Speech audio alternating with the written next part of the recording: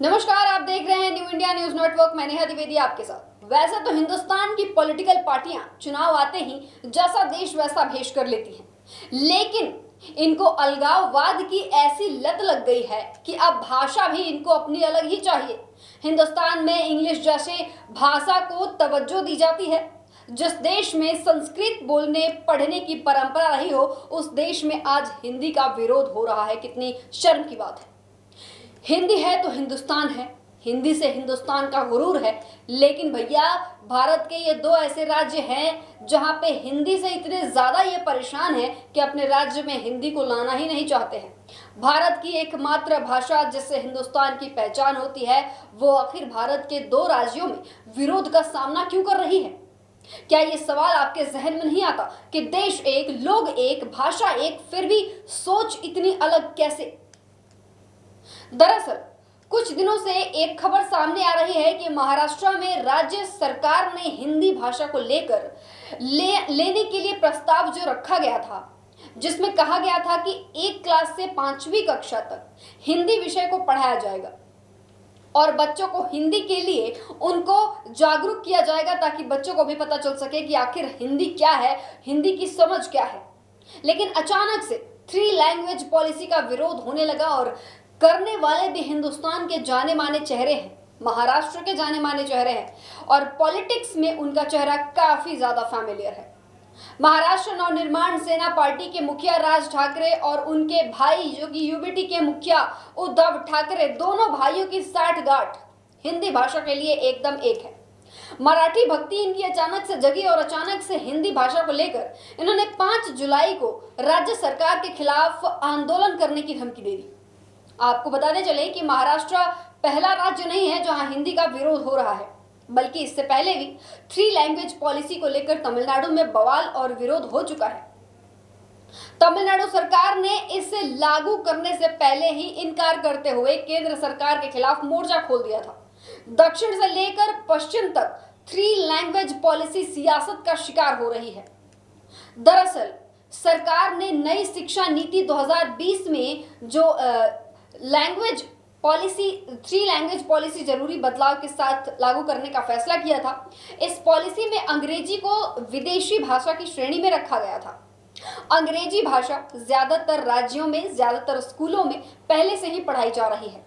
अब महाराष्ट्र सरकार को इसे लागू करने का आदेश जारी कर उससे पहले ही उन्होंने इतना बड़ा सवाल खड़ा कर दिया। उन्होंने उसे वापस लेने की धमकी दे दी, आंदोलन करने की धमकी दे दी। अपने ही देश की भाषा से इतनी नफरत क्यों? 3 लैंग्वेज पॉलिसी राज्य दर राज्य सियासत के शिकार हो रही है। सोचने वाली बात यह है कि हिंदी को ऑप्शन में और इंग्लिश को तवज्जो दी जा रही है। सिर्फ राजनीतिक लोभ के लिए इंसान कितना नीचे आ सकता है, अब साफ तौर पे देखा जा सकता है इन दोनों राज्यों में, और खासतौर पे उन राज्यों में भी जो कि गैर हिंदी हैं। इन दोनों राज्यों में ये देखा जा रहा है। अब चलिए सबसे पहले हम बात कर लेते हैं इनके सो कॉल्ड मूल सिद्धांतों की। आप खुद सोचिए कि आखिर ये, चलिए पहले हम तमिलनाडु की बात कर लेते हैं। जब भी हम कोई मूवी देखते हैं, निकलती है, रिलीज होती है, ये हिंदी में भी डब करते हैं, हिंदी भाषी राज्यों में भी ब्रॉडकास्ट करवाते हैं अपनी मूवीज को, ताकि कलेक्शन हो पाए। लेकिन विरोध भी हिंदी का ही करना है। खैर, बिना स्वार्थ के तो ईश्वर से भी रिश्ता इंसान नहीं रखता। 21 रुपए के चढ़ावे में पूरी दुनिया की लालसा भगवान के सामने रख देता है, और वो चढ़ावा भी तब चढ़ाएगा जब मन्नत पूरी हो जाएगी। ये तो फिर भी देश की राष्ट्रभाषा है। जब गैर हिंदी राज्य के बच्चे हिंदी राज्य में उच्च पढ़ाई की शिक्षा लेने आते हैं, तब कितनी दिक्कत होती है उनको, ये इस सत्ताधारी लोगों को नहीं पता। ये इन सत्ता लोभी लोगों को क्या पता। महाराष्ट्र, तमिल, बंगाल, कुछ तमाम ऐसे राज्य हैं जो हिंदी का विरोध करते हैं। लेकिन कोई भी फिल्म अगर आती है तो उसको हिंदी में ही लगवाना होता है, ये जरूरी है उनके लिए। 3 लैंग्वेज पॉलिसी के विरोध के पीछे भी राज्यों के राजनीतिक दलों की अपनी वजह है। केंद्र सरकार ने नई शिक्षा नीति के 3 लैंग्वेज पॉलिसी संशोधन के पीछे इस फॉर्मूले में ज्यादा लचीलेपन का तर्क दिया था। तब कहा गया था कि किसी भी राज्य पर कोई भी भाषा थोपी नहीं जाएगी। छात्र कौन सी भाषाएं समझेंगे, कौन सी भाषा सीखेंगे, यह राज्य सरकारें खुद तय करेंगी। इस प्रावधान में राज्यों को आजादी तो दी गई है, लेकिन एक शर्त यह भी जोड़ दिया गया है कि 3 में कम से कम 2 भाषा भारत की मूल भाषाओं में से है। इस देश का दुर्भाग्य कह लें या विद्यार्थियों की किस्मत कि अब पॉलिटिकल लीडर ये तय करेंगे कि बच्चा कौन सी भाषा बोलेगा और कौन सी भाषा सीखेगा। सिर्फ अपने वोट बैंक को साधने के लिए किसी बच्चे को हिंदी के ज्ञान से वंचित कर देना, इस तरह की राजनीति को किसी भी एंगल से विकास का नाम नहीं दिया जा सकता। और जिस पॉलिटिकल लीडर के अंदर देश के लिए प्रेम नहीं है, अपनी सिर्फ लोग अपना देखते हैं, वो कभी भी किसी भी राज्य का विकास नहीं कर सकता।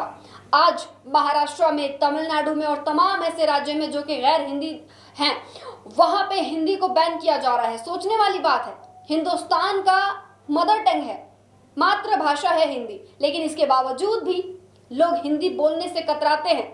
आजकल अगर हम सीबीएसई बोर्ड के बच्चे से बात कर लेते हैं तो उनको हिंदी समझ नहीं आती, हिंदी बोल नहीं पाते, हिंदी लिख नहीं पाते। सीधे तौर पे हिंदी की पूरी तरह से ये अवहेलना कर रहे हैं, महाराष्ट्र में हो चाहे कोई भी गैर हिंदी राज्य हो। फिलहाल आप क्या सोचते हैं इस खबर के बारे में, हमें कमेंट करके जरूर बताइएगा। क्या महाराष्ट्र में मराठी के अलावा और इंग्लिश के अलावा हिंदी बोली जानी चाहिए या नहीं जानी चाहिए? हमें कमेंट करके जरूर बताइएगा। फिलहाल के लिए बस इतना ही। जुड़े रहिए हमारे साथ, देखते रहिए न्यू इंडिया न्यूज़ नेटवर्क।